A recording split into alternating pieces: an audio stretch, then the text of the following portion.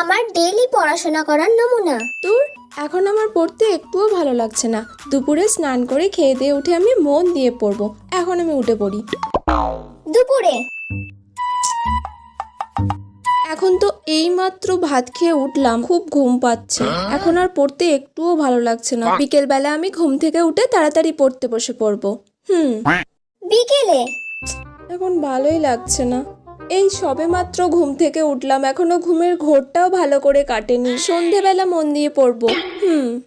সন্ধ্যাবেলা আমাকে তো পড়তে হবে।